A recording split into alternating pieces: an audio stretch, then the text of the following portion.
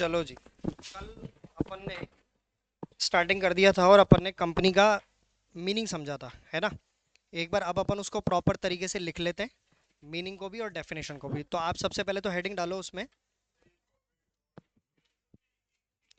एक ही इतना लिखवाऊंगा ही नहीं। मैं, मेरी आदत में नहीं हूँ लिखवाने वाला फंडा। वो तो इसलिए अभी लिखवा रहा हूँ क्योंकि आपको प्रिंटेड नोट्स अभी अवेलेबल नहीं है। ठीक है। तो जैसे प्रिंटेड नोट्स मिलेंगे ना, लिखने का टाइम करेंगे ख़त्म और समझने पे फोकस करेंगे ज़्यादा। फिर लिखने का यही काम दूंगा तुम्हें। समझ गए। तो इसलिए वो मैं कल ही बता चुका था, इसलिए मैंने कल ही पूछ लिया था। मैंने कहा कोई डाउट है तो अभी बोल दो। अब आगे अपन फिर इस विषय में बात नहीं करेंगे बार बार रोज रोज, ठीक है। चलो, तो आप सबसे पहले हेडिंग डालिए मीनिंग ऑफ कंपनी। सबसे पहला हेडिंग आप लीजिए मीनिंग ऑफ कंपनी, की कंपनी का मीन क्या होता है, कंपनी अपन किसको बोलते हैं।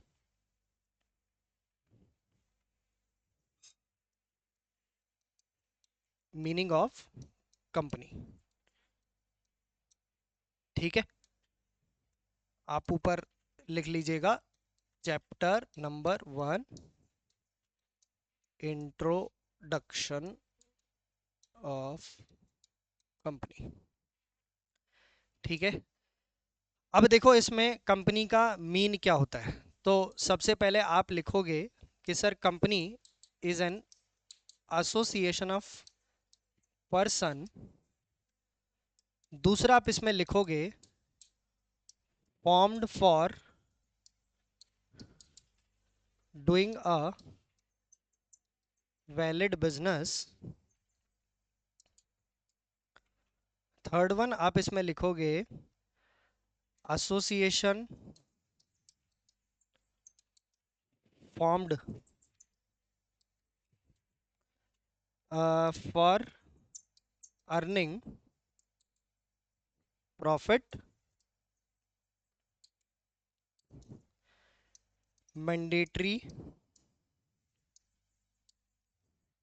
मैंडेटरीली रजिस्टर्ड अंडर कौन सा वाला act, companies act, companies act 2013। ये कल अपन ने कंपनी का मीनिंग समझ लिया था। ठीक है, एक बार आप लिख लो, मैं वापस से समझा देता हूँ फिर अपन आगे चलेंगे।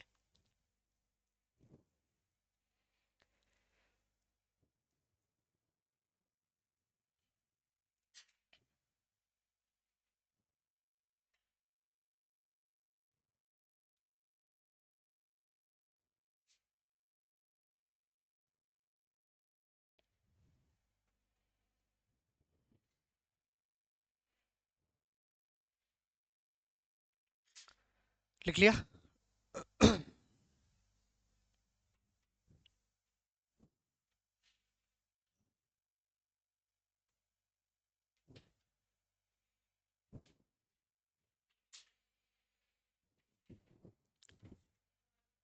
लिख लिया। अब सुनो, देखो अपन ने कंपनी शब्द का एक सिंपली मीनिंग क्या समझा कि सर कंपनी क्या है, कंपनी एक एसोसिएशन ऑफ पर्सन है। एसोसिएशन ऑफ पर्सन होने का मतलब क्या हुआ, in that group, in that group two or more persons are there. समझ गए। क्योंकि यदि मैं बोलूं हालांकि कि मैं अकेला कंपनी बनाने जा रहा हूं, तो भी देखा जाए तो सही है कंपनीज एक्ट के हिसाब से। क्यों? करेक्ट। ठीक है। वो एक प्रोविजन है, वो एक टाइप ऑफ कंपनी है जो आप ओपीसी की बात कर रहे हो। यदि आप ओपीसी शब्द की बात करते हो तो ओपीसी क्या है, OPC is a type of company. और टाइप ऑफ कंपनी में भी कौन सी कंपनी है, प्राइवेट कंपनी का टाइप है। मैं तुम्हें बताऊंगा प्राइवेट कंपनी के भी दो टाइप होते हैं, एक होता है स्मॉल कंपनी और एक होता है वन पर्सन कंपनी। वो लेटर ऑन टाइम पे बात करेंगे जब अपन टाइप ऑफ कंपनी पढ़ेंगे, उस फ्लो चार्ट के अंदर देखेंगे। तो अभी फिलहाल अपने को क्या ध्यान में रखना है कि सर जो एसोसिएशन ऑफ पर्सन है, जो एक ग्रुप ऑफ पर्सन है जिसमें कि कम से कम दो लोग आपके साथ में मिले हैं, दो लोग पैसा लगाने को तैयार हैं, दो लोग बिजनेस करने को तैयार हैं, दो लोग प्रॉफिट बांटने को तैयार हैं, दो लोग व्यापार चलाने को तैयार हैं, तो वो लोग क्या करते हैं, वो लोग अपना प्रॉफिट अर्न करने के पर्पज से एक वैलिड बिजनेस करते हैं। कल मैंने तुम्हें सुगंधित बिजनेस वाली बात बताई थी, एक वैलिड बिजनेस करते हैं, और वैलिड बिजनेस को वो क्या करते हैं, एक एक्ट के अंदर रजिस्टर्ड कराते हैं मैंडेटरली। मैंने शब्द लिखा है देखो यहाँ पे, क्या मैंडेटरली, मैंडेटरली का मतलब हो गया जरूरी है रजिस्ट्रेशन कराना। यदि आपने उसको कंपनीज एक्ट 2013 में रजिस्टर्ड नहीं कराया और आप अपने नाम के आगे जो है वो क्या करते हो, ऐसे एक्स लिमिटेड या आप वाई प्राइवेट लिमिटेड, ये ऐसे ऐसे है ना, ये ऐसे शब्द लगा के आप घूम रहे होते हो, तो ध्यान रखना आपको कंपनी नहीं कहा जाएगा। समझ गए आप बात? अच्छा एक चीज और बताता हूँ आपको, आपने ना कई जगह पे देखा होगा कि है ना ऐसे लिखा हुआ मिलता है आपको, जैसे राम ट्रांसपोर्ट कंपनी, ऐसे देखा है ना, Ram transport company, Shyam transport company, ऐसे लिखा हुआ रहता है। तो आप इसको देख के क्या सोचते होगे, ये कंपनी है ना? अब आज के बाद मत सोचना। समझ गए मेरी बात? मैं तुम्हारे को आउट ऑफ द रीच बता रहा हूँ। ये लोग ऐसे लगा लेते हैं अपने नाम के साथ में, लेकिन वो नाम के साथ में केवल कंपनी वर्ड लगा देने से आप कंपनी नहीं बनते हो। आप कंपनी कब बनते हो, जब आपके नाम का जो सरनेम होता है, आखिरी जो नाम होता है, उस नाम के साथ में क्या लगा हुआ हो, या तो प्राइवेट लिमिटेड और या लिमिटेड। आ गई बात समझ में? जब तक आपके नाम का आखिरी शब्द प्राइवेट लिमिटेड या लिमिटेड नहीं होगा, आप कितना ही कंपनी लगा लो, कुछ भी लगा लो, आप कंपनी की परिभाषा में नहीं आओगे। इसका मतलब कि आपके ऊपर जो कंपनीज एक्ट 2013 है उसकी एप्लीकेबिलिटी नहीं आएगी। समझ गए क्या आप? तो आज के बाद आपको सड़क पे चलते हुए कहीं पर भी किसी भी दुकान, शोरूम, फैक्ट्री के आगे लिखा हुआ दिखे एंड कंपनी, आपको उसको कंपनी नहीं मानना है। It can be a sole proprietorship firm, वो सोल प्रोपराइटरशिप फर्म हो सकती है। समझ गए आप बात? यदि वो एक कंपनी होती तो 100% उस कंपनी का जो प्रमोटर था वो अपनी कंपनी के नाम के अंत में, नाम के एंड में क्या लगाता, या फिर लिमिटेड। समझ गया? और यदि वो सोल प्रोप्राइटर अपने ओपीसी में रजिस्टर्ड कर लेता तो वो अपने नाम के आगे लगाता ऐसे ओपीसी प्राइवेट लिमिटेड, तो नाम क्या हो जाता, नाम हो जाता Ram transport OPC private limited. अब अपन बोलते हैं हाँ ये सर वो कंपनी जिस पे कंपनीज एक्ट 2013 एप्लीकेबल है। समझ गया बात? तो इस पे 2013 एप्लीकेबल नहीं होगा, एप्लीकेबल इस पे होगा। समझ गया बात? चलो ये तो हो गई बहुत बात की बात जो मैंने पहले ही बता दी, ठीक है? पर दिमाग में रखना, अपन तो इसकी मुद्दे की बात पे आ रहे हैं। तो आपको क्या करना है, आपको ये मैंडेटरी शब्द को मैंने मार्क करा है। मैंडेटरी मतलब उसको आपको जरूर से जरूर आपको डे वन पे सबसे पहले उसको कंपनीज एक्ट 2013 में रजिस्ट्रेशन कराना जरूरी है। जब तक आप उसको कंपनीज एक्ट 2013 में रजिस्टर्ड नहीं कराओगे, आप कंपनी की परिभाषा में नहीं आओगे, ध्यान में रखना। समझ गए आप बात? क्लियर है? अच्छा, अब इसके बाद में एक लिखो अगला, इसमें हेडिंग डाल के, definition of company.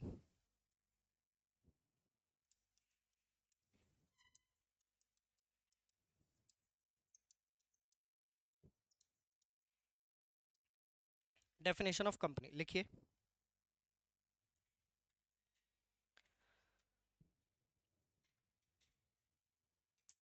Definition of company में लिखिए, इसमें आप लिखिए, एक मिनट, अ कंपनी, फिर इसके अपन दो पार्ट्स कर देते हैं। पहला, इज रजिस्टर्ड अंडर, अरे दिस एक्ट, दिस एक्ट बोले तो कंपनीज एक्ट 2013। अच्छा सुनो मेरी बात, ये मैं है ना शॉर्ट फॉर्म्स लिख रहा हूँ ऐसे, सी डॉट ए डॉट, तो मैं एग्जाम में नहीं लिखनी, मेरे टेस्ट में भी नहीं लिखनी। तुमको बोले वाले टेस्ट में तो सर आप समझदार हो, आप समझ लेना क्या है, वहाँ नहीं लिखेंगे हम। देखो, शुरुआत गलती की यहीं से होती है और सुधार भी यहीं से होगा शुरू। तो आप ये सोचो कि बोले सर यहाँ तो लिख दें, तो सर टाइम नहीं रहता, फटाफट वो आ जाते हैं शिवराज जी कॉपी लेने के लिए फटाफट से, बोले सर लिख दें तो सी डॉट ए डॉट, या डायरेक्टर लिख रहे हैं तो डायरेक्टर का अपन ने भाजीपाला बना दिया, बोले ले director D I R dot. समझ गए आप मेरी बात? ये नहीं करना है। समझ रहे हो आप बात? आप मैनेजमेंट लिख रहे हो, मैनेजमेंट को लिख दिया एमजीटी, ये व्हाट्सएप, ये अलाउड नहीं है। समझ गए? तो ये आदत हो तो कृपया करके उसको सुधार लीजिए, ये यहाँ नहीं चलेगा, नंबर कटेंगे, इसके ध्यान रखना। समझ गए? तो फुल फॉर्म ही लिखने की आदत डालना, भले ही अभी शॉर्ट नोट बनाते समय लिख लो, कोई दिक्कत नहीं है, वहां तक चलेगा। लेकिन जब टेस्ट का आंसर लिख रहे हो, टेस्ट कॉपी का आंसर आप लिख रहे हो टेस्ट शीट का, या फिर आप जब अपना मेन एग्जाम में बैठ रहे हो, तो short forms are not allowed at all. लिखोगे मैं नंबर काटूंगा, मुझे मत बोलना सर मेरा आंसर तो पूरा सही था, आपने नंबर कैसे काट लिया, तो मैं बता दूंगा कैसे काटे, देख भाई शॉर्ट फॉर्म इस्तेमाल हुई है और मैंने मना करा था।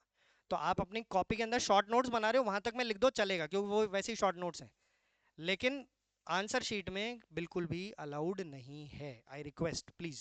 ठीक है, चलो। तो आपने पहला तो क्या लिख लिया, पहले तो आपने लिख दिया register under the companies act 2013, और बीच में आया और के बाद में अपन ने क्या लिखा, और प्रीवियस कंपनी एक्ट।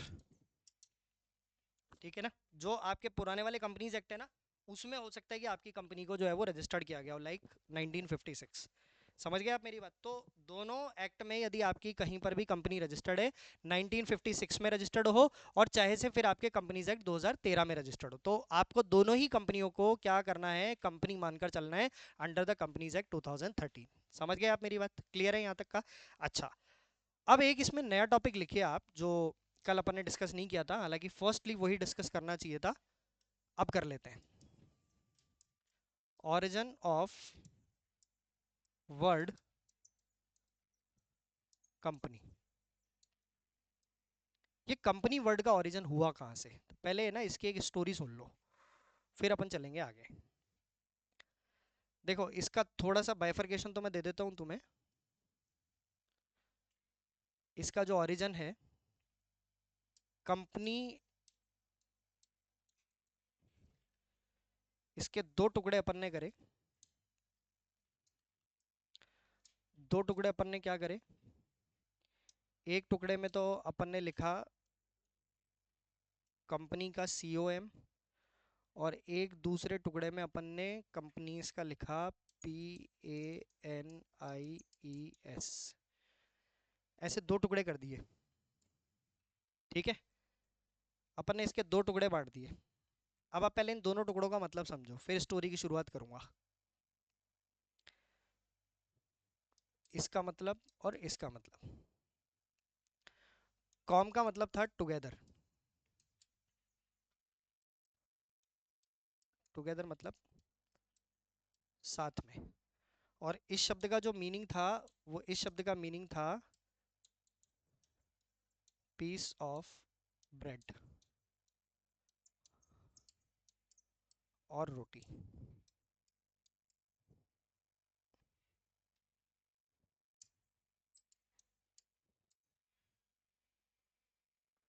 ठीक है, अब बोले यार सर क्या पढ़ा रहे हो, क्या समझ भी नहीं आ रहा, बोले चक्कर क्या चल रहा है ये है, बोले साथ में खाना, कंपनी पढ़ा रहे हो कि ढाबा पढ़ा रहे हो है? इसके पीछे की स्टोरी सुनाता हूँ पहले, फिर उसको लिख लेंगे।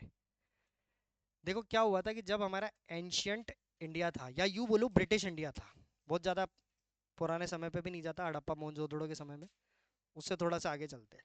अंग्रेजों का जब शासन था, जब जिसको बोलते हैं ब्रिटिश इरा, समझ गए, जब अंग्रेज हमारे यहाँ पर हुकूमत करते थे भारत पे, मतलब हमारा इंडिपेंडेंट इंडिया नहीं था, हमारा था ब्रिटिश इंडिया। ठीक है जी। उस ब्रिटिश इंडिया के समय पे क्या होता था कि जो ब्रिटिश सरकार होती थी, वो हमारे यहाँ पे शासन करती थी, उसकी रूलिंग चलती थी। उस समय पे हमारा हिंदुस्तान बहुत डेवलप्ड भी नहीं था, और अंग्रेजों ने उसको डेवलप्ड होने भी नहीं दिया।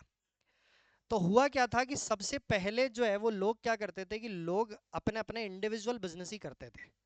जैसे मैं मेरा अपना बिजनेस कर रहा हूँ, आप अपना बिजनेस कर रहे हो, आप अपना बिजनेस कर रहे हो, दूसरा व्यक्ति दूसरा बिजनेस कर रहा है, जिसको कि अपन नाम क्या देते थे, सोल प्रोपराइटरशिप।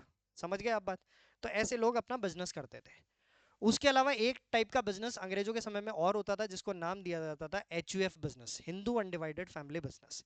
जिसमें कि क्या होता था कि जो हिंदू फैमिलीज होती थी, वो हिंदू फैमिली के जो परिवार के लोग होते थे, वही आपस में मिलकर क्या करते थे, एक ही बिजनेस चलाते थे। और उस एच फैमिली का जो मैनेजर होता था, उसको आप क्या बोलते थे, उसको अपन बोलते थे कर्ता, है ना? तो वो हेड ऑफ द फैमिली होता था, वो लीडर ऑफ द फैमिली होता था, या मैनेजर ऑफ द फैमिली होता था, दूसरा कॉन्सेप्ट वो था। अब क्या हुआ कि देखो जैसे जैसे समय जो है वो बीतता है, तो दिक्कत क्या आती है, दिक्कत हमारे सामने ये आती है, एज द टाइम पासेस। अभी लिखना मत, अभी तुम पहले समझ लो स्टोरी क्या है पूरी। As the time passes the problem is, किस चीज की दिक्कत आई? आप एचयूएफ का बिजनेस चला रहे थे, आप अच्छा खासा जो है वो अपना बिजनेस सारा ऑपरेट कर रहे थे, सब चीजें कर रहे थे, आप अपना इंडिविजुअल बिजनेस सोल प्रोप्राइटरशिप भी आप चला रहे थे। लेकिन समय के बीतने के साथ में दिक्कत क्या आना चालू हो जाती है? दिक्कत number one, lack of capital. पूंजी हमारे पास नहीं होती, पैसा हमारे पास में नहीं होता है, व्यापार बढ़ाना है, पैसा ही नहीं है। क्योंकि इंडिविजुअली मैं आज एक बिजनेस कर रहा हूं तो मेरे पास में तो लिमिटेड अमाउंट ऑफ कैपिटल होगा। यदि मेरा एचयूएफ भी बिजनेस कर रहा है तो हम एचयूएफ में मान लो 5 लोग हैं, तो 5 लोग है तो इंडिविजुअल, तो उनके पास भी लिमिटेड पैसा ही है सब पांचों के पास में, तो अल्टीमेटली सबकी कैपिटल भी मिला लूंगा उसके बाद में। तो तुम्हें तो पता है बिजनेस तो अंधा कुआं है, बिजनेस तो अंधा कुआं है। उसमें तो जितना पैसा डालोगे उतना ही कम है। कितना ही पैसा डाले जाओ, कितना ही पैसा डाले जाओ, कितना ही पैसा डाले जाओ, बिजनेस बढ़ता जाएगा आपका, जितना पैसा डालोगे बिजनेस बढ़ेगा। तो हमारे पास में सबसे पहला जो जो एक प्रॉब्लम आया उस समय पे एचयूएफ और किसके सामने, इंडिविजुअल बिजनेस के सामने, सोल प्रोप्राइटरशिप के सामने, वो सबसे पहला प्रॉब्लम आया था लैक ऑफ कैपिटल। सब कैपिटल नहीं थी। दूसरी बात आओ, lack of proper management. Lack of proper management, लोग इतने एजुकेटेड ही नहीं होते थे। गांव में रहती थी जनता, खेती बाड़ी करते थे, तो उनको अपने अधिकारों के बारे में, उनको एजुकेशन के बारे में कुछ पता ही नहीं था।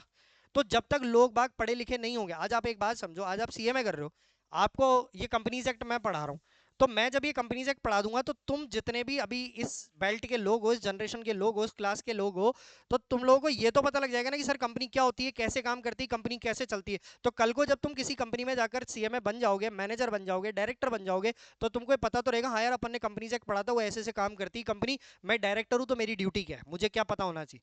क्यों? क्योंकि अपन ने पढ़ा है, तो अपन एजुकेटेड हो गए। लेकिन उस समय के लोग एजुकेटेड नहीं थे, एक्सप्लॉइटेड लोग थे। तो वहां पर अपन ये कहें कि सर एचयूएफ बिजनेस का मैनेजमेंट हो या प्रॉपर तरीके से किसी भी चीज का मैनेजमेंट हो, तो वो तो मैनेजमेंट वहां हो ही नहीं सकता था। अच्छा, तीसरी बात और आओ, lack of rules and regulation to operate the business. कि बिजनेस को चलाने के लिए जो नीति नियम होते हैं, जो कानून होते हैं, हमारे सामने वो भी नहीं थे। क्योंकि इंडिविजुअल बिजनेस था और जो भी कानून थे वो सारे अंग्रेजों के बनाए हुए थे, और अंग्रेजों के जितने भी कानून थे वो भारतीय लोगों के जो बड़े बड़े बिजनेसेस होते थे केवल उन पर एप्लीकेबल होते थे। बड़े बड़े बिजनेस कौन से? जिनमें कि इंडियन लोग फॉरेनर्स के साथ में, मतलब ब्रिटिशर्स के साथ में व्यापार करते थे, ब्रिटिशर्स को फायदा पहुंचाते थे। कानून सिर्फ उन लोगों के लिए थे, हमारे लिए तो क्या था? हमारे लिए तो एक्सप्लॉयटेशन था, बाकी लोगों के लिए शोषण होता था जनता का, आपने देखा होगा पुरानी वाली मूवीज के अंदर। तो हमारे यहाँ पर ऐसी बहुत सारी, इसके अलावा भी और बहुत सारे पॉइंट है, लंबी लिस्ट बन जाएगी अपनी ऐसे, ऐसे बहुत सारे पॉइंट हैं जिनकी वजह से हमारा जो बिजनेस था वो बिजनेस हमारा डेवलप नहीं हो पा रहा था। तो हमारा सबसे पहले जो इन समस्याओं को खत्म करके जो ब्रिटिश गवर्नमेंट थी, उन ब्रिटिश गवर्नमेंट ने अलाउ किया 1932 के अंदर सबसे पहले पार्टनरशिप। और ये कहा कि आप दो लोग मिलकर क्या कर सकते हो, आपको ये सारी समस्या का समाधान हम खत्म करवा देते हैं, आप दो लोग मिलकर क्या चला सकते हो, आज की तारीख में पार्टनरशिप चला सकते हो। इसलिए सबसे पहले आया पार्टनरशिप एक्ट 1932। समझ गए आप मेरी बात? तो वो पार्टनरशिप एक्ट की जो शुरुआत हुई वो इन सारी कमियों को दूर करने के लिए की गई थी 1932 के अंदर। तो पार्टनरशिप एक्ट आया वहां से। अच्छा जी, चलो अब और आगे बढ़ते हैं। फिर again same history, history repeat, इतिहास अपने आप को दोहराता है। फिर समय निकला कुछ, फिर समय जब निकला तो समय के बीतने के साथ साथ में क्या हुआ, जो पार्टनरशिप में पार्टनर लोग आए तो उसमें भी संख्या पहले डिसाइड कर दी थी, 10 और 20 की लिमिट। समझ गया बात? बैंकिंग बिजनेस में और नॉन बैंकिंग बिजनेस में पढ़ा होगा आपने। तो जब आपने फिर संख्या लिमिटेड कर दी तो वही एचयूएफ वाली बातें हो गई कि एचयूएफ में भी तो हमारे परिवार के लोग सीमित थे, तो हमारे पार्टनरशिप में भी लोग क्या हो गए? सीमित। तो अब जो आपके पार्टनरशिप में बंदे काम कर रहे हैं, पार्टनर काम कर रहे हैं, तो वो 10 या 20, तो अल्टीमेटली 10 या 20 भी कितनी कैपिटल ले आएंगे? उनके पास भी कितना दिमाग होगा बिजनेस करने के लिए? ज्यादा तो होगा नहीं, ना ज्यादा कैपिटल होगी ना ज्यादा कुछ चीजें। तो फिर आप वहीं के वहीं, जहां से गाड़ी चालू हुई थी वहीं अटक गए वापस आके। तो नतीजा क्या निकला? कुछ भी नहीं। अब यहाँ पर क्या होता है, यहाँ पे शुरुआत होती है कंपनी की। भारत में जो सबसे पहली कंपनी आई थी वो कौन सी थी, बता सकते हो? जिस पर ब्रिटिश कंपनीज एक्ट लागू किया गया था। Very good. सबसे पहली कंपनी आई थी ईस्ट इंडिया कंपनी, जिसने बर्बाद करा हिंदुस्तान को। यदि वो ईस्ट इंडिया कंपनी हिंदुस्तान में नहीं आती तो तुम्हारा 40 नंबर का टॉपिक नहीं होता, और फाइनल में 60 नंबर का नहीं होता, तो टोटल 100 नंबर का टॉपिक नहीं होता। यदि अपन उस समय पैदा हो गए होते और अपन ने रोक लिया होता तो ये 100 नंबर का कलेश हमारे जीवन में नहीं आया होता। समझ गए आप मेरी बात? अब चूंकि ठीक है जो भी रहा, अब ये तोहफा आपने अपने आप को तो दे ही लिया है, तो अब हमारे यहाँ पर शुरुआत होती है कंपनीज एक्ट की। कब से? 1956 से, जब हमारा देश आज़ाद हो गया। इसलिए मैंने मेरी एक किताब के अंदर लिखा, अंग्रेज चले गए लेकिन कंपनी लॉ छोड़ गए। जनरली लोग क्या बोलते हैं? अंग्रेज चले गए और अंग्रेजी छोड़ गए। हम बोलते हैं अंग्रेजी तो फिर भी इजी है, वो हमारे जीवन में एक तबाही मचा गए। अंग्रेज चले गए और कंपनी लॉ छोड़ गए। ये जो हम एक्ट पढ़ते हैं ना, पूरा जो अभी अपन पढ़ेंगे अपने सिलेबस में और फाइनल में जो तुम पढ़ोगे, ये पूरा का पूरा ब्रिटिश कंपनीज एक्ट है। हाँ, यदि आप ब्रिटिश कंपनीज एक्ट को उठाओगे ना, उसके प्रोविजन, और आप इंडियन कंपनीज एक्ट के प्रोविजन उठाओगे 1956 के या 2013 के, किसी के भी, 70% प्रोविजन सेम मिलेंगे। सेम लैंग्वेज सेम है, सारी चीज़ें सेम मिलेगी 70%। कम से कम बता रहा हूँ तुम्हारे को, ज़्यादा ज़्यादा नहीं, कम से कम। ज़्यादा तो हो सकता है 100% भी मैच कर दे। समझ गए आप मेरी बात? क्यों ऐसा क्यों है? ईस्ट इंडिया कंपनी जब आई तो उसके साथ में कौन सा कानून आया? British companies act. और अभी मैंने क्या बोला? अंग्रेज चले गए, कंपनी लॉ छोड़ गए। इसीलिए बोला क्योंकि अंग्रेजों की जो ईस्ट इंडिया कंपनी थी ना, वो तो हमारे यहाँ भारत से स्विच करके चली गई वापस से इंग्लैंड में। आज भी ईस्ट इंडिया कंपनी काम करती है इंग्लैंड में, ये ध्यान रखना। आज भी है वो कंपनी वहाँ पे। लेकिन हमारे यहाँ से तो चली गई, लेकिन हमारे यहाँ पे उसने क्या कर दिया कि भारत में कई दूसरी कंपनियां खड़ी कर दी व्यापार करने के लिए। भारत में अंग्रेजों के समय में इंडियन लोगों ने, उस समय जब ब्रिटिश जो कंपनीज एक्ट एप्लीकेबल हुआ था, उस समय पे कई कंपनियां बनी थी, और उसमें से एक इंडियन कंपनी थी सबसे पहली, टाटा। समझ गए आप मेरी बात?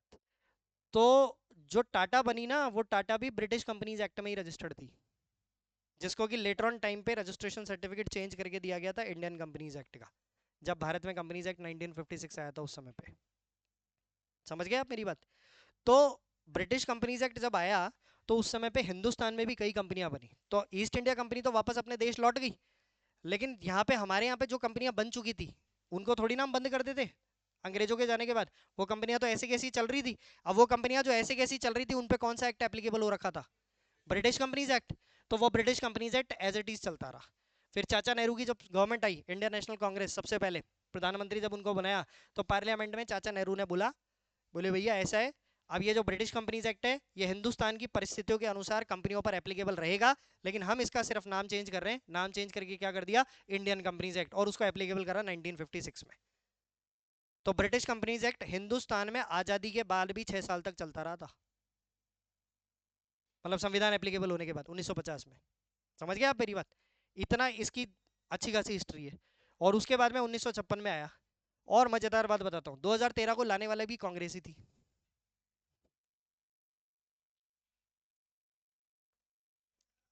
आ गई बात समझ में? उस समय उनकी थी जिस समय प्राइम मिनिस्टर था मनमोहन सिंह, राष्ट्रपति थे आई थिंक शायद प्रणब मुखर्जी। दोनों जो कैंडिडेट थे ना, आईएनसी के थे, इंडियन नेशनल कांग्रेस के। तो एक्ट तो आना ही था। और उनको ये पता था, कांग्रेस वालों को, कि हमारी सरकार वापस रिपीट नहीं होगी। तो ये सबसे पहले कंपनीज बिल आया था 2012 के अंदर, और उस समय से उनको पता लग चुका था कि हमारा पार्लियामेंट में रिपीटेशन नहीं होना। और आपको पता है कि सरकार है, सरकार जब जाती है तो वो शिलान्यास तो करके ही जाती है। इनॉग्रेशन पत्थर तो लगाएगी, उसमें लिखेगी कि, फलाने जी के कर कमलों के द्वारा इसका इनॉग्रेशन किया गया। देखा है ना तुमने? चाहे वहाँ हुआ कुछ नहीं है, लेकिन नेम प्लेट तो हर कोई पॉलिटिशियन लगाता है। तो कांग्रेस में, और मजेदार, और अब तो और भी जोरदार फैक्ट बोलने वाला हूँ जो अब बोलूंगा। उस समय का कॉर्पोरेट मिनिस्टर पता है कौन था? उस समय का प्रधानमंत्री की जो मनमोहन सिंह की जो सरकार थी केंद्र में, सेंट्रल में, उस समय पे जो कंपनियों का मिनिस्टर था, वो कौन था पता है तुम्हें? क्या? कौन?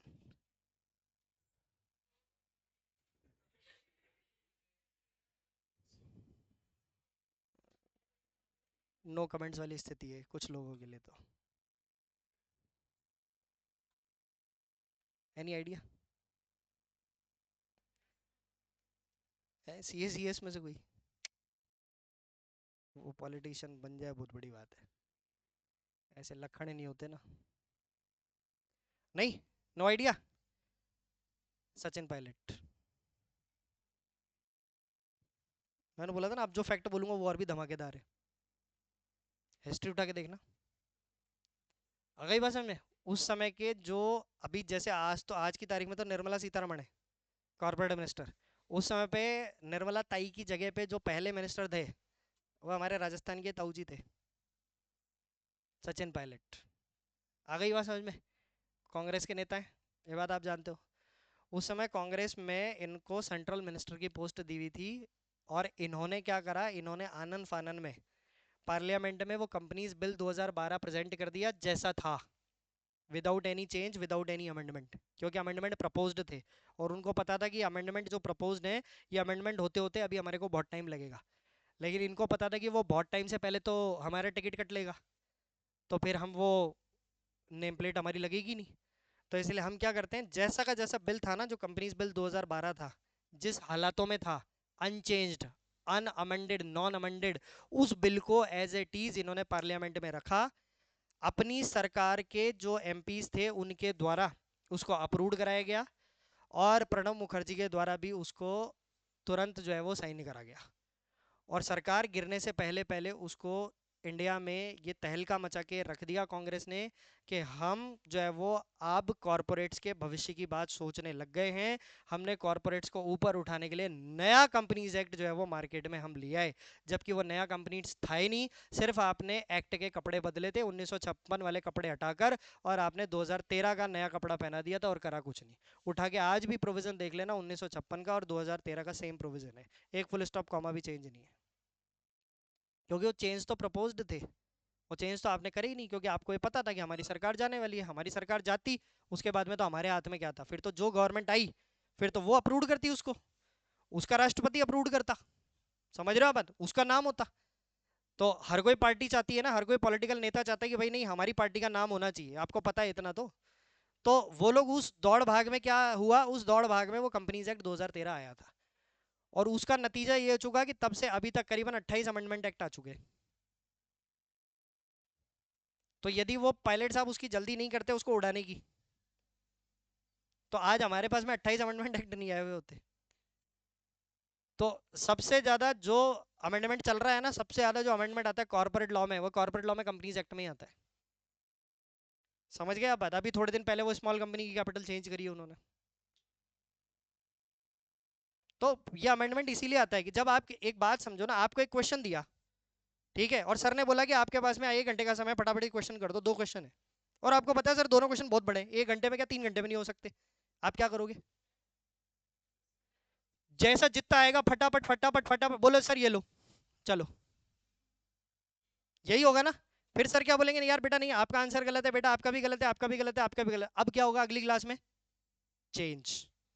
आप बोलोगे ना, बोले सर फिर आप करके बताओ, सर करके बता रहे हैं।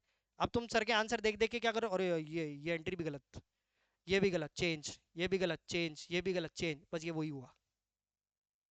तो एक बार तो क्या कर दिया तुमने, सर के सामने नाम कर दिया ना, हाँ देखो सर हमने दोनों क्वेश्चन कंप्लीट कर दिए, वाह कंप्लीट है ये, गलत कंप्लीट करें, पर नाम तो हो गया, डांट से तो बच गए अपन। एक तो ये होता है करे ही नहीं सर, कुछ भी नहीं करा, नेलबटा सन्नाटा, तो जूते मारते पकड़ के सर, बोलो कुछ तो करता नालायक। और हमारे नालायक सरकार ने क्या करा, सारा कर दिया कबाड़ा। और उस कबाड़े का नतीजा है कि वो अपने को अमेंडमेंट एक्ट पढ़ने पड़ेंगे अब। समझ गए आप बात? 28 नहीं, जहां पे जो रेलिवेंट है इंटर के हिसाब से, फिर बाकी का रहा सा फाइनल। समझ गए आप मेरी बात? ये है पूरी इसकी कहानी। अब मेरी गणित अभी भी अटकी हुई है सर, ये खाने का सिस्टम समझ नहीं आया आपका, ये साथ में खाना का क्या मतलब, क्या है ये? कंपनी शब्द कहाँ से आया था?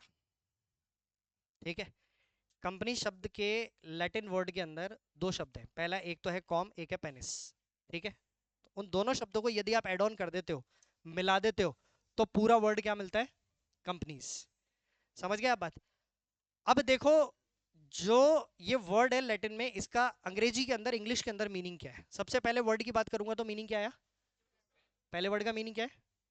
टुगेदर। और हिंदी में उसका मीनिंग क्या निकला? साथ में या साथ साथ। दूसरा वर्ड है, उसका मीनिंग क्या आया? पीस ऑफ ब्रेड या रोटी। ठीक है। और उसका हिंदी में मतलब हुआ खाना खाना। समझ गए आप बात? इसका मतलब क्या था, थोड़ा सा फ्लैशबैक में चलते हैं। पहले के लोग क्या करते थे कि अपने जो बिजनेस की प्रॉब्लम होती थी ना, एक समय पे जब वो सोल प्रोप्राइटरशिप और एचएफ वाला बिजनेस चलता था, तो बिजनेस का प्रॉब्लम भी छोटा हुआ करता था, क्योंकि बिजनेस बहुत बड़े लेवल पे था ही नहीं। तभी तो हमारे पास में कैपिटल का प्रॉब्लम था, तभी तो मैनेजमेंट का प्रॉब्लम था। यदि हमारे पास में उस समय पे प्रॉब्लम, मान लो आप ये कहते हैं कि सर बहुत बड़ी बड़ी प्रॉब्लम होती है हमारे सामने बिजनेस की, तो इसका मतलब आपके पास में बिजनेस में कैपिटल भी बहुत लगी हुई है, इसका मतलब बिजनेस में प्रॉफिट्स और लॉसेस भी बहुत हो रहे हैं, इसका मतलब आपका मैनेजमेंट भी बहुत एक्सपर्ट है। लेकिन उस समय ऐसा कुछ था ही नहीं। तो हुआ क्या कि जब समय बीता, और समय के बीतने के साथ अपन आए पार्टनरशिप पे, और उसके साथ में फिर अपन स्विच हुए कंपनी पे। तो वहां तक में क्या था कि लोग पहले अपने बिजनेस की जो प्रॉब्लम होती थी ना, उसको इंडिविजुअली क्या करते थे, अपने बिजनेस की प्रॉब्लम को खुद ही सॉर्ट आउट कर लेते थे। लेकिन क्या होता है यारो, जब है ना बिजनेस का प्रॉब्लम बड़ा होने लगता है, तो उस बिजनेस के प्रॉब्लम को निपटारा करना, सोल्यूशन करना किसी एक व्यक्ति के बस का खेल नहीं होता। तो हमारे को क्या करना पड़ता है, दूसरे व्यक्ति से भी सलाह लेनी पड़ती है। और दूसरी बात तो वहां पे फंस जाती है कि जब किसी दूसरे व्यक्ति की भी कैपिटल आपके बिजनेस में लगी हुई हो, तो आप अकेला कभी भी निर्णय नहीं ले सकते। आपको क्या करना पड़ेगा, उस दूसरे व्यक्ति से भी पहले पूछना पड़ेगा। आज शिवम सर हैं, अक्षय सर हैं, दोनों की कैपिटल फंसी हुई है। ठीक है। अब आप एक बात बताओ, क्या आज सारा डिसीजन जो है वो 216 बैच बनाना है, 217 बनाना है, प्राइम बैच बनाना है, नहीं बनाना है, फीस कितनी रखनी है, टीचर कौन पढ़ाएगा नहीं पढ़ाएगा, टीचर को कितना पैसा मिलेगा नहीं मिलेगा, क्या होगा क्या नहीं, everything will only be decided by Akshay sir? ना, everything will be decided by both the director, Shivam sir as well as Akshay sir. तो दोनों को बैठ के डिसाइड करना पड़ता है। तो अब वहां पे क्या हुआ, जैसे जैसे प्रॉब्लम हमारा जो है वो बढ़ने लगा ना, उस प्रॉब्लम को सॉल्व करने के लिए जब हमारे पास कोई टेक्निक नहीं थी, तो लोग क्या करते थे, लोग जब किसी फेस्टिव गैदरिंग में जाते थे, कहीं किसी वार त्योहार किसी के घर पे जाते थे, मिलने जुलने जाते थे, मान लो कोई हाय हेलो करने जाते थे, तो उस केस में वो क्या करते थे, वो अपने बिजनेस का प्रॉब्लम दूसरे व्यक्ति के सामने रख देते थे। तो जनरली क्या होता था कि जनरली जब लोग फेस्टिव गैदरिंग में होते, और उस समय जब वो डिनर प्लेट पे होते थे, तो वो डिनर प्लेट पे क्या करते थे, मुद्दा रखते थे। तो मैं एक मजेदार बात बताता हूँ, आज की तारीख में भी तुम देखना, आप लोगों के जो फादर हैं, वो, जिन लोगों का बिजनेस है फादर का, आप देखना कि वो, उनके साथ शादी में जाना है, उनके साथ किसी गैदरिंग में जाना, और उनके साथ खड़े हो ना 10 मिनट, जब वो खाना खा रहे हो, और वो दूसरे अंकल आएंगे ना, जो सेम बिजनेस वाले होंगे या बिजनेस एंटरप्रेन्योर होंगे, वो भी, उन दोनों का देखना डिस्कशन क्या चलता है। दो डिस्कशन है, पहला पॉलिटिक्स, दूसरा यार बहुत मंदी चल रही है, यही होगा। ठीक है, लेडीज लोगों की बात नहीं कर रहा, वो क्या बात करती है उनको छोड़ो, वो उससे कोई मतलब नहीं, उसका कंपनीज एक्ट से दूर दूर तक मतलब नहीं है। हमारे को पापा वाली बात से कंपनीज एक्ट से मतलब है, लेडीज लोगों की लेडीज टॉक क्या होती है दैट डजंट मैटर, वो छोड़ो, बकवास है वो सब। अपनी बात मुद्दे की होती है, अपन बात कर रहे होते हैं रोकड़े के ऊपर। समझ गए आप मेरी बात? तो आप एक बात देखो, ये जो कल्चर है ना पापा वाला, अपने मतलब फ्रेंड से खाने की प्लेट पे वो बिजनेस का डिस्कशन करने वाला सिस्टम, ये आज की देन नहीं है, ये बहुत पुराने समय की आदत है। जो हमारी, जो हमारे जो पूर्वज थे ना, मेरे और आपके जो पूर्वज थे, वही वहां से चलता हुआ आ रहा है सिस्टम। समझ गए आप मेरी बात? तो आज हम लोग भी जाते हैं, तो हम लोग भी जनरली, मान लो मैं और अक्षय सर भी कहीं किसी फेस्टिव गैदरिंग में जाते हैं, या कई बार हम साथ जाते हैं, या मान लो कई बार हम दोनों एग्जामिनेशन सेंटर चले जाते हैं साथ में, तो मैं और अक्षय सर भी गाड़ी में क्या बात करते हैं, गाड़ी बहुत अच्छी है ना, सर यार कितने बच्चे एग्जाम में बैठे, सर क्या चांस है, कौन से सब्जेक्ट का पेपर टफ रहा होगा, आप अपने जो बच्चे थे उनके बच्चों के नाम रिकॉल कर रहे होते हैं, यार वो बच्चा था, वो स्टूडेंट था, वो था वो था, कौन पास हो सकता है, कौन फेल हो सकता है, क्या रेशो रहेगा, अदर इंस्टीट्यूट से कितने बच्चे अपीयर हुए, उनका रेशो क्या रह सकता है, हमारा रेशो क्या रह सकता है, हम यही बातें करते हैं, मतलब बिजनेस टॉक। तो आज भी यही चलता है, और यही चलेगा। समझ गए आप बात? ये मेल फैक्टर है, ये मेल फैक्टर है, ये होगा ही होगा। यदि आप सर्विस में भी होगे ना, तो आप अपने ऑफिस की बातें कर रहे होगे, यार हमारे ऑफिस में तो खड़ूस बॉस है, यार हमारे ऑफिस में तो ये पॉलिसी है, यार हमारी तो सैलरी इंक्रीमेंट नहीं हो रही। तो कहीं ना कहीं जाके आपका जो वो पॉइंट ऑफ इशू है ना, वो बिजनेस या सर्विस पे जाके फंस जाएगा। समझ गए आप मेरी बात? तो ये चीज है ना, आज की नहीं है, ये पापा लोगों की आज की नहीं है, हम लोगों की आज की नहीं है, बहुत पुरानी है यार, बहुत पुरानी, बहुत पुराने समय से चलता हुआ आ रहा है। और उस समय पे वो लोग क्या करते थे, आपस में खाना खाते खाते, अब समझ रहे हो कंटेक्स्ट क्या है, आपस में खाना खाते समय वो अपनी बिजनेस की प्रॉब्लम एक दूसरे से डिस्कस करते थे, और वो डिस्कशन करने के समय पे ही क्या होता था, उनको उनकी प्रॉब्लम का सोल्यूशन भी मिलता था एक दूसरे के साथ में। समझ गए आप मेरी बात?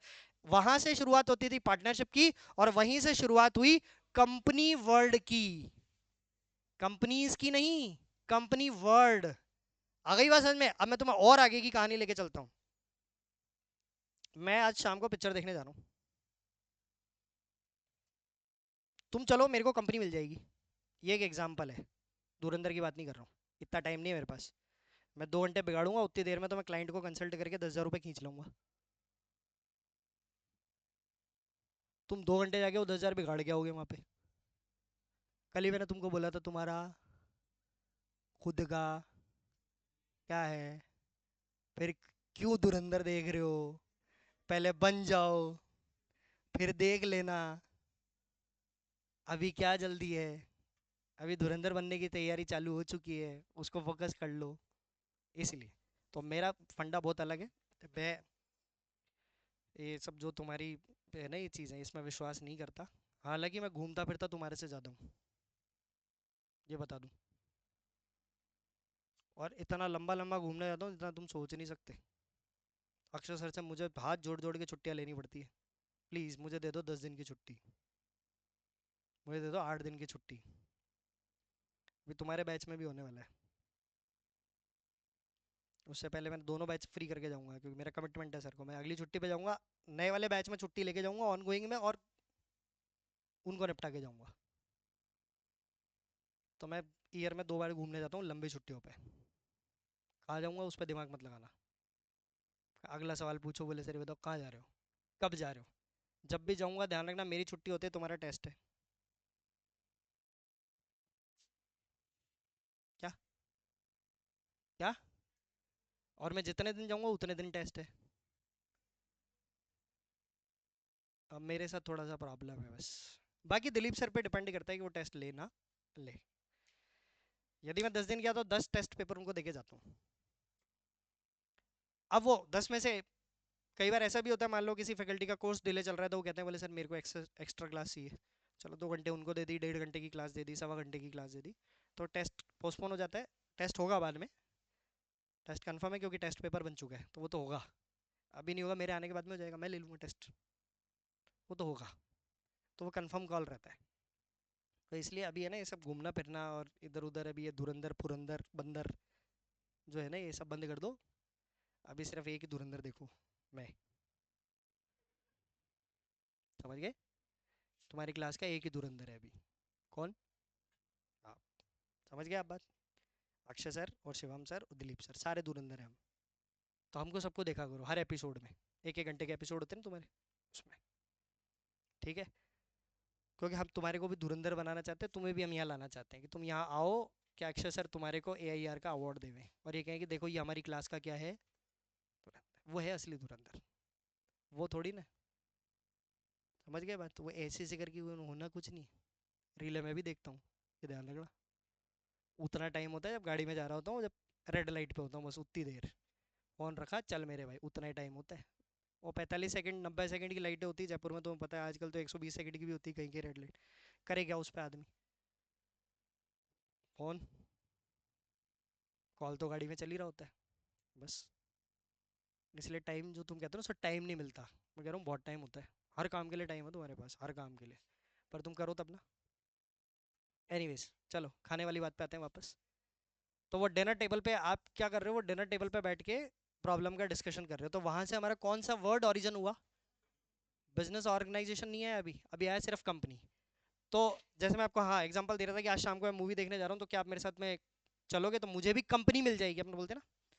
या कई बार आपके पेरेंट्स ने आपको धोया होगा बुरी तरीके से, तेरी तो कंपनी गलत है, इसकी तो कंपनी गलत है, पता नहीं किन लोगों के साथ रहता है।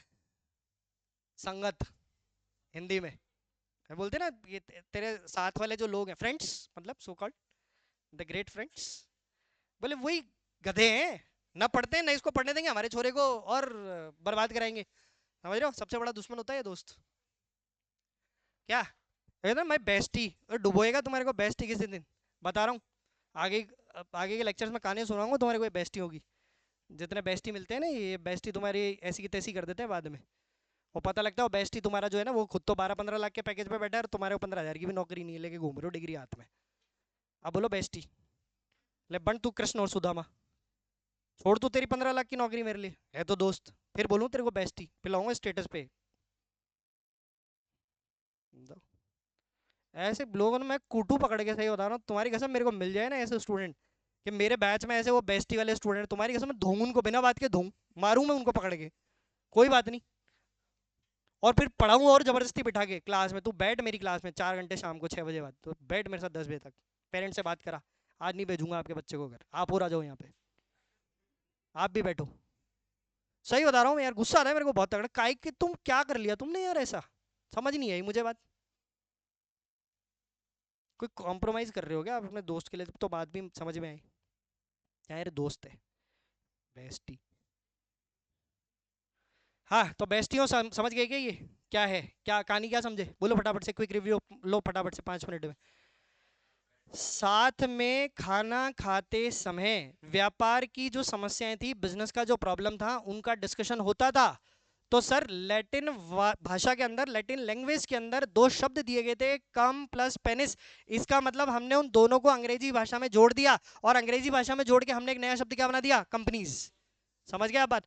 अब उस वर्ड को हमने इंप्लीमेंट किया कॉर्पोरेट्स में, और कॉर्पोरेट्स में इंप्लीमेंट किया था सबसे पहले ब्रिटिश गवर्नमेंट ने, अंग्रेजी सरकार ने। और अंग्रेजी सरकार ने जब उसको इंप्लीमेंट किया, उसको इंप्लीमेंट करके उन्होंने भारत में भी एक फंडामेंटल लॉन्च किया 1932 के बाद में, कि साहब हम यहाँ पर क्या करेंगे, हम यहाँ पे कंपनी लेकर आएंगे। तो जो सबसे पहली कंपनी लेकर आए थे वो थी ईस्ट इंडिया कंपनी। उसके बाद भारत में जो सबसे पहला ग्रुप रजिस्टर्ड हुआ था भारतीय कंपनीज एक्ट के अंदर, इंडियन कंपनीज एक्ट के अंदर, दैट वाज द टाटा। समझ गए आप मेरी बात, टाटा सन्स या ऐसे कुछ, टाटा ग्रुप की कोई एक कंपनी थी, मेरे को एक्चुअली एग्जैक्ट नाम याद नहीं है उसका, देख लेंगे अपन। वो कंपनी सबसे पहले जो है वो इंडिया में रजिस्टर्ड करी गई थी, और वो रजिस्टर्ड हुई थी सबसे पुराने कंपनीज एक्ट के अंदर, मतलब जो 1956 वाला था उसके अंदर। और मेरे को तो जहां तक आइडिया है वो शायद उससे भी और पुराना जो ब्रिटिश कंपनीज एक्ट था उसमें रजिस्टर्ड है, मैं देख के बता दूंगा तुम्हारे को उसका हिस्ट्री क्या है। समझ गए मेरी बात आप। तो वहां से शुरुआत हुई हमारे कंपनी वर्ड की, और उसके बाद जब इसको कॉर्पोरेट्स में यूज करे जाने लगा, तो आज उसको हमने नाम दे दिया मल्टीनेशनल कंपनी का, इंटरनेशनल कंपनी का, फॉरेन कंपनी का। हम बहुत सारी टर्म्स के अंदर उसको कंपनी, बॉडी कॉर्पोरेट, कॉर्पोरेशन, कई नामों से हम उसको जानने लग गए। तो आज की तारीख में तो उसका वर्ड का जो सेंस है, उसका जो अर्थ है, वो बहुत ज़्यादा ब्रॉड हो चुका। जबकि मैं ब्रिटिश इरा के अंदर बात करूँ तो तुम्हारे उस कंपनी वर्ड का, कंपनी शब्द का जो मीनिंग था, खोल दो उसको, 1 मिनट। हाँ, बस 1 मिनट में छोड़ रहा हूँ। तो कंपनी वर्ड का जो ब्रिटिश इरा के अंदर जो मतलब स्कोप होता था ना, वो बहुत लिमिटेड होता था, क्योंकि ब्रिटिश गवर्नमेंट का कंट्रोल था। लेकिन जब वो कंट्रोल भारत सरकार के पास में आया, तो उसी कंपनी वर्ड को सरकार ने क्या करा, बहुत ब्रॉड सेंस में काम में ले लिया। और बताता हूँ लेटेस्ट एक याद आई चीज, स्टार्टअप। सुनते हो ना आप, कि ये स्टार्टअप है, तो वो आज की तारीख में आ चुकी है स्टार्टअप कंपनी। अपन पढ़ेंगे एक जगह पे, कॉन्सेप्ट आएगा, कंटेक्स्ट आएगा स्टार्टअप कंपनी, तब लिखवाऊंगा तुम्हारे को कि स्टार्टअप कंपनीज क्या होती हैं, वो भी तुम्हें बताऊंगा। तो तुम देखो कहाँ पे आप खाने की टेबल पे बैठ के अपना प्रॉब्लम डिस्कशन कर रहे थे, और आज आप कहाँ पे, आप मॉडर्न इंडिया के अंदर आप कहाँ पे स्टार्टअप तक पहुंच चुके हो उस कंपनी शब्द को लेकर, मतलब उस कंपनी शब्द का डेवलपमेंट कैसा था। इसलिए मैंने तुम्हारे को हेडिंग लिखा है इसका, ओरिजिन ऑफ कंपनी।